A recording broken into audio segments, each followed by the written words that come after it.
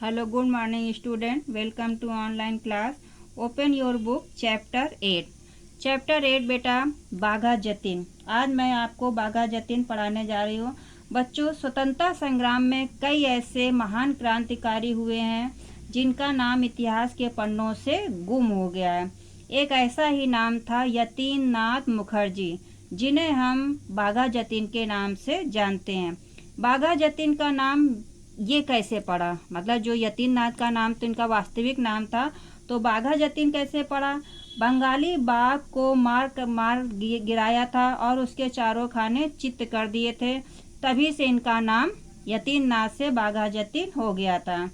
बच्चों, महान क्रांतिकारी का जन्म यानी बाघा जतीन का जन्म 7 दिसंबर 1879 ईस्वी को बंगाल प्रदेश में हुआ था। इनके पिता का नाम उमेश चंद मुखर्जी था और माता का नाम था शरद शशि था। पिता भी एक सच्चे राष्ट्रभक्त और आध्यात्मिक स्वभाव के व्यक्ति थे और माता भी एक प्रतिभाशाली महिला थी। वो एक दक्ष मतलब निपुण कवयित्री थी। उन्हें बांग्ला साहित्य का अच्छा ज्ञान भी था। और एक इनकी बहन थी जिसका नाम था विनोद बाला। वो महज इनसे 5 वर्ष बड़ी थी। तो बाघा जतीन एक ऐसे मैंने बताया कि अब हम आपको पढ़ाते हैं बाघा जतीन के बारे में। चलिए, अंग्रेजों ने भारतवर्ष पर 200 साल तक शासन किया। स्वाभिमानी भारतीयों ने उसके शोषण को अस्वीकारते हुए न सिर्फ उसके विरुद्ध आवाज उठाई, बल्कि उनसे संघर्ष करते हुए प्राणों की बलि भी दे दी।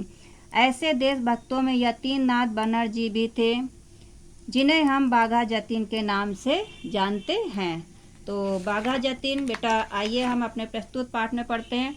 इतराते हुए चलते चलते उस शैतान गोरे छोकरे किसके लिए कहा गया? अंग्रेज के लिए कहा कि शैतान गोरे से लड़के ने चने मूंगफली की फेरी लगाने वाले एक गरीब बूढ़े का खोमचा मीन्स होता है बेटा जो ठेले पर अपनी अस्थायी दुकान पर सामान बेचते हैं, ठेले पर सामान लेकर बेचते हैं, उसे कहते हैं खोमचा।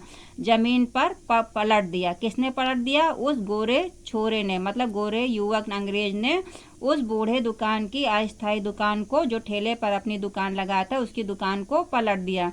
डर से कांपता हुआ फेरी वाला मतलब घूम घूम कर जो गली गली में अपने सामान को बेचता है, उसे हम कहते हैं फेरी वाला। हक्का बक्का मीन्स होता हैरान होकर। कातर मीन्स बेटा होता है कि वो डरा हुआ, भयभीत होकर उस गोरे युवक को देखने लगा।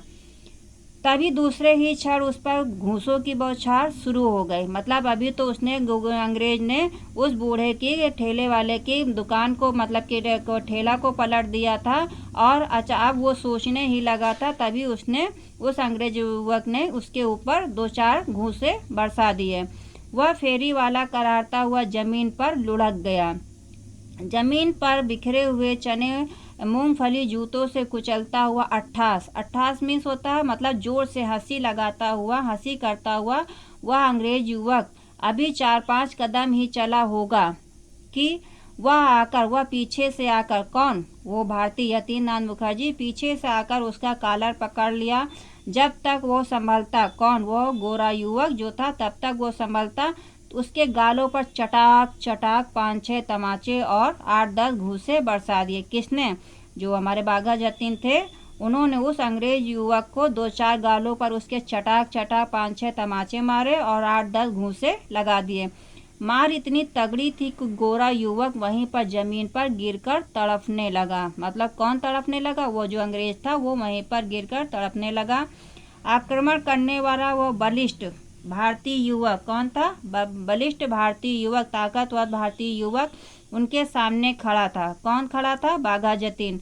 और अब भी क्रोध से तमतमा रहे थे। कौन क्रोध से तमतमा रहा था? हमारे भारतीय युवक बाघा जतीन मतलब क्रोध से तमतमा रहे थे। जमीन से उठकर खड़े होते हुए युवक ने जैसे ही संभीत मतलब डर युक्त, संभीत मीन्स होता है डर युक्त दृष्टि में नजर उस आगंतुक मीन्स आए हुए भारतीय युवक पर डाले। भारतीय युवक मतलब उस नए मेहमान को आते हुए उस भारतीय युवक पर नजर डाली और उसे लताड़ते हुए मतलब फटकारते हुए, लताड़ते हुए बेटा क्या होता है, लताड़ते हुए मतलब फटकारते हुए बोला, मैं सब देख रहा था। किसने कहा, यतीनाथ मुखर्जी ने उस अंग्रेज युवक से बेटा कहा कि मैं सब कुछ अपने बरामदे से देख रहा था कि एक गरीब पर अपनी ताकत आजमाते हो, तुम्हें शर्म नहीं आती। मतलब वो यतीनाथ मुखर्जी ने उस अंग्रेज युवक से कहा कि तुम गरीब व्यक्ति पर अपनी ताकत आजमा रहे हो, तुम्हें शर्म नहीं आती। चलो इसका हर्जाना भरो। हर्जाना मतलब जो तुमने उसका नुकसान किया है उसकी क्षतिपूर्ति दो और माफी मांगो, नहीं तो।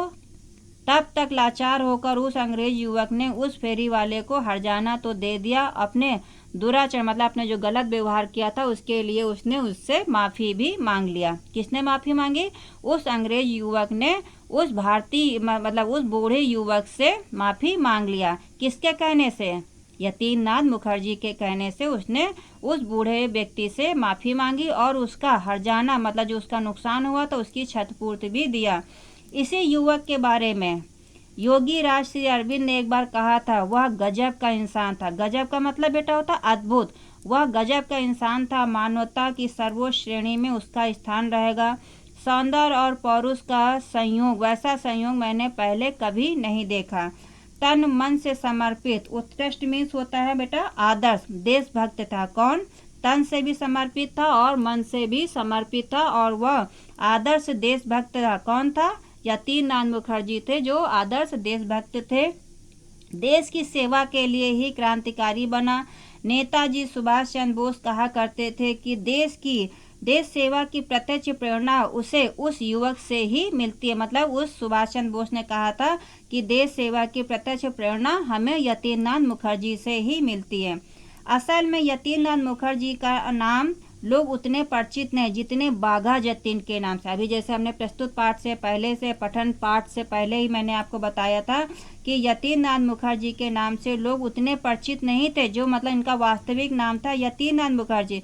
लेकिन ये यतीनाथ मुखर्जी नहीं परिचित थे जितने कि ये बाघा जतीन के नाम से परिचित हुए थे। वे सचमुच बाघ थे, बल्कि उससे भी बढ़कर सिंह थे। एक बार भारत के सबसे खतरनाक भारत के यानी बंगाल के खतरनाक किस्म के बाघ का नाम था रॉयल। मतलब हर बाघ की क्वालिटी होती तो वो क्वालिटी सबसे तेज खतरनाक बाघ था रॉयल बंगाल टाइगर से उसका अकेले मुकाबला हो गया था। मतलब सबसे जो मतलब खतरनाक बंगाल का रॉयल टाइगर था वो अकेले ही उन्होंने यतीनाथ ने उससे संघर्ष किया, मुकाबला लिया। बाघ के पंजों में तो बड़े बड़े नख और मुंह से खूंखार दांत थे। मतलब बाघ के जो बड़े बड़े नख मतलब होता है नाखून, और मुंह में बहुत बड़े बड़े दांत थे। और यतीन के पास एक छोटी सी खुखरी मात्र थी। मतलब एक छोटी सी हंसिया, खुखरी मीन्स एक छोटी सी हंसिया थी। दोनों का द्वंद्व हुआ, मतलब दोनों का बराबर आमना सामना युद्ध हुआ और काफी देर के संघर्ष के बाद से ही बाघ ने अपनी अंतिम सांस ली। मतलब वो बाघ मर गया। उसी दिन से उनका बाघ नाम बाघा जतीन के नाम से प्रसिद्ध हुआ। मतलब जिस दिन से उन्होंने बाघ का संघर्ष किया और बाघ को मार गिराया, तभी से उनका नाम बाघा जतीन हो गया। उनके एक साथी डॉक्टर यदु गोपाल मुखर्जी उचित ही कहा करते थे कि भय नाम की भी कोई चीज है, वह जतीन ने कभी जाना ही नहीं है। मतलब कि वो डर नाम को कोई चीज वो समझते ही नहीं थे कि डर क्या है। बच्चों, मैंने बताया था कि बाघा जतीन का जन्म कब हुआ था, 7 दिसंबर सन 1879 ईस्वी को मतलब बंगाल प्रदेश के नदिया नामक जिले के कोया नामक गांव में हुआ था। इनके पिता का नाम बेटा उमेश चंद था और इन्हें बचपन में इनके पिता का स्वर्गवास हो गया था, जिस कारण इनका पालन पोषण इनके मामा के यहाँ हुआ था। तो बेटा अब ये मैं और इनकी माता का नाम मैंने बताया था कि इनकी माता का नाम क्या था, शरद शशि था, जो एक प्रतिभाशाली महिला थी और एक दक्ष कवयित्री थी। उन्हें बंगला भाषा का अच्छा ज्ञान था और इनकी माता बहुत ही दयालु और हिम्मती महिला थी। इनकी योग और संरक्षण मतलब निगरानी में यतीनाथ ने एक अच्छी प्रगति की और पढ़ाई लिखाई के अतिरिक्त लाठी चलाने, कुश्ती करने, घुड़सवारी करने में आदि में अत्यधिक दक्षता हासिल की। इंटरमीडिएट परीक्षा में उत्तीर्ण होने के बाद वे बंगाल के गवर्नर के मुख्य सचिव श्री हविलर के निजी सचिव बने। इसी दौरान उनका संपर्क एक ऐसे गुप्त संगठनों मतलब जो राज न बता सके ऐसे संगठनों में हुआ जो देश की स्वाधीनता के लिए काम कर रहे थे। बेटा आज मैं आपको इतना पढ़ाती हूँ, इसके बाद आप पढ़िए और मुझको बताइए। धन्यवाद।